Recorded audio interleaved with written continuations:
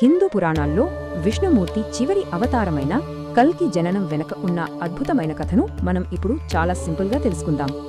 అసలు ఒక దేవుడు మనిషిలా భూమిపైకి ఎలా వస్తాడో ప్రాచీన గ్రంథాలు ఈ అద్భుతాన్ని ఎలా వర్ణించాలో చూద్దాం. ఈ కథ విష్ణుయశుడు సుమతి అనే దంపతులతో మొదలవుతుంది. ఒక అత్యంత పవిత్రమైన రాత్రి ఈ అద్భుత ఘట్టం ప్రారంభమైంది.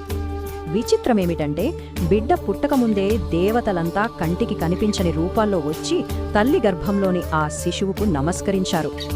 ఇక పుట్టగానే అందరూ ఆశ్చర్యపోయేలా ఆ శిశువు అచ్చం విష్ణుమూర్తిలాగే 4 చేతులతో దైవికంగా ప్రత్యక్షమయ్యాడు.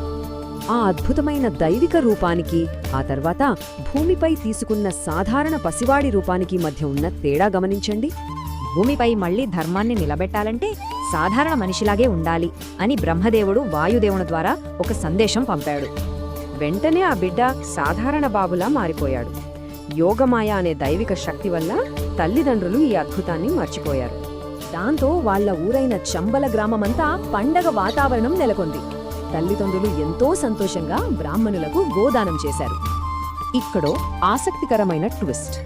నామకరణోత్సవానికి పరశురాముడు, వ్యాసుడు వంటి చిరంజీవులు అందరూ మారువేషాల్లో రహస్యంగా వచ్చారు. మారువేషాల్లో ఉన్న ఆ మహర్షులంతా ఆ అద్భుతమైన బిడ్డను ఆశీర్వదించి అధికారికంగా కల్కి అని పేరు పెట్టారు. కల్కికి 3 అన్నలు: కవి, ప్రాజ్ఞ, సుమంత్ర. పురాణాల ప్రకారం వీళ్లు కూడా దైవిక తేజస్సుతోనే జన్మించారు.